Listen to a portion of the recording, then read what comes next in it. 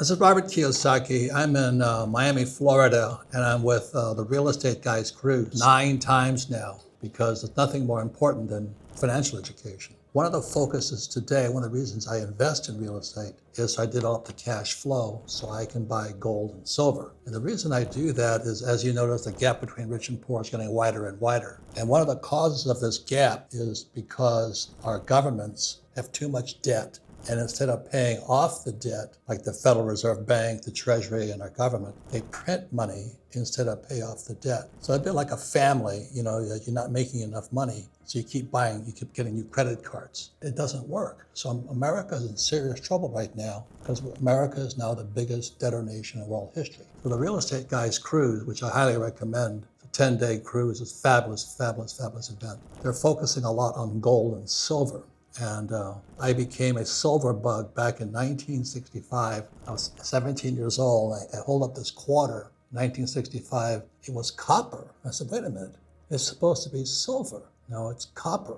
And I didn't know that at the time, but that was Gresham's Law. It's a law called Gresham's Law in business, in money, monetary systems. Gresham's Law states when fake money comes or bad money comes into a system, good money goes into hiding. So the reason 1965 was such an important year was that was the year the United States started printing fake silver. Then in 1971, President Nixon took the US dollar off the gold standard and we started printing fake money. So today, what the US dollar is and all fiat currencies, I call them fake currencies, cash is trash, they're fake, they're not real. And they just print it. Now, this is what happens when you print money. When you print money, guys like me get richer because assets go up. So when you print money, I own gold and silver and it goes up. But if you're a saver, if you save dollars, your wealth's going down. That's why in Rich Dad Poor Dad it said savers are losers. So since 1965, I said, I better find out how the US government is screwing us. And then I found out the more I studied, this has been going on forever. I mean, every time an empire prints fake money, China did it, Germany did it, Romans did it, they print money, the economy collapses. So America is right there today. This is June 2025. We're about to collapse right now because they printed too much fake money. It causes the rich to get richer and the poor, the middle class, to get poorer. So that's why we have that, there's rioting all across the United States right now with no kings and all this other stuff because the poor are getting poor because money is like water. If you poison the water, everybody gets sick. So what's happening in America and all over the world, the yen, the euro, the peso and all that, our money is sick. It's killing people. But our schools don't teach you that. The schools are complicit because when you print money, that is Marxist. They print money and they set interest rates. Every time they raise interest rates, it makes it harder to buy a house. So they drop the interest rates. When you drop the interest rates to zero, then the poor and middle class get wiped out. And our schools do not. It's very simple. When you print fake money, people get sick. But our schools don't teach it because most school teachers are Marxists. They don't know the difference. So the Federal Reserve Bank is Marxist. So that's a long way of saying it. In 1965, I'm looking at this quarter going, something's wrong here. And I didn't know it, but it was Gresham's Law. Then in 71, I'm flying it as a pilot for the Marine Corps in Vietnam. And my rich dad wrote me a letter and he says, hey, watch out. Nixon took the dollar off the gold standard. I said, what does that mean? I didn't know what that means. No one teaches at school. He says the world's going to change. So what happened in 1971 was the end of the American Empire, just like the end of the Roman Empire, the end of the German Empire, end of the British Empire, the end of the Chinese Empire. So when they printed money, so I said, I better do something. So this was 71. So what I did instead, I said, I think I'll become a gold miner. And I went looking for gold. And I found a gold mine in Dalian, China. This is in 2002.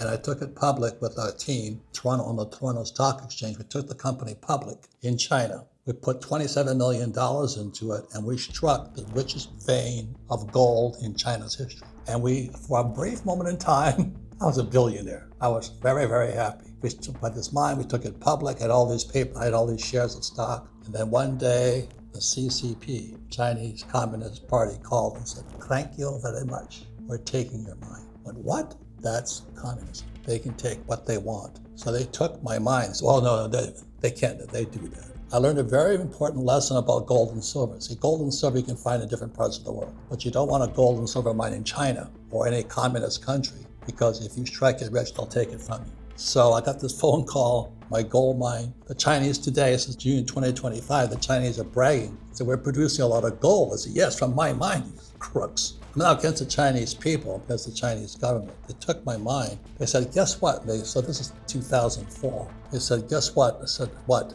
If you give me $1 million, I'll get your mine back. And so it was $1 million or $1 billion. I gave it the million. It might be $1 billion.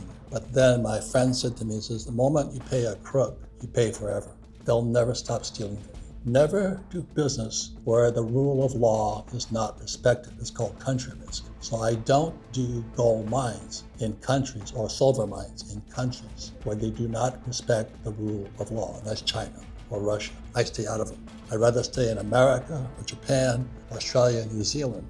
But when the countries do not respect the law, don't do business there. So they kept calling and said, just for $1 million, we'll get your mine back. And I was tempted, because I'd be a billionaire. And I said, no, because once you start paying a crook, you pay them forever. That was a priceless lesson. So the next thing I did is I found a silver mine in Argentina. And we took that thing, we call it Corriente. And we're developing this mine, but the price of silver kept going down. I said, why is the price of silver going down? Because I found out the banks, JP Morgan, was suppressing the price of silver. Now you can check this out. JP Morgan was fined $1 billion for manipulating the price of silver. They want to keep it suppressed because silver is industrial metal and strategic metal. Every Tomahawk rocket has about 4 pounds of silver in it. So they want to keep the price low. So JP Morgan was suppressing the price. They got fined $1 billion. But guess what? They're still in charge of suppressing the prices. That's the banking industry. So JP Morgan said, so I can't control silver. That's communism.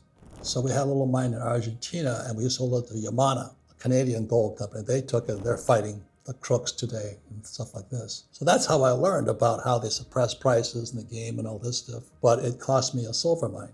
And only today, so June 2025, is the silver starting to go up because they can't suppress it any longer. They've suppressed it for 50 years, kept the price down. So finally, third time's a charm, we found a gold mine in Utah, Mormon country. And my friends, I work a lot out of Vancouver, British Columbia, where the mining companies are. And we found this gold mine in Utah. It was built around 1880. And what we did is we found all these logs from the old miners, with the little burros and, before cell phones, before TV. These guys with their picks and all this. But they kept really good records. So we took all their log books. The guys in Vancouver did it for me. They ran AI on all the data. They took the whole thing and ran AI across all these books. And they went, oh my God. The report came back. Those miners back 100-something years ago, they missed the main vein. They didn't know they missed the vein. They had found a small vein, but not the main vein. So when we found that main vein, then again went back to this time, went to the New York Stock Exchange. And the goal of every entrepreneur is to take a company public. If you don't take a company public, you're really not an entrepreneur. You're a small businessman. So we listed the company on the New York Stock Exchange. Kenny McElroy rang the bell in New York and all this. And that gold mine today is one of the richest gold mines in the world. But the good news is in Utah, not China. And it's gold, and it's got to taking off. Then people say, well, gold miners don't make money. That's because they don't know the sequence. Because we printed so much money, people don't trust the dollar or the yen or the euro or the peso anymore. So the price of gold is finally starting to move up. So the price of gold moves first. So this is June 2025. Gold today is about $3,900. Today, silver is about $35. So next to move is silver. I think in 2025, silver will get $70 to $150. So silver moves next, and third comes the miners. So that's the sequence. Gold moves first. When the American public finds out their money is trash, then people say, well, maybe we should buy silver because it's cheaper. It's like 10 times cheaper than gold. And then come the miners. So that's what it takes.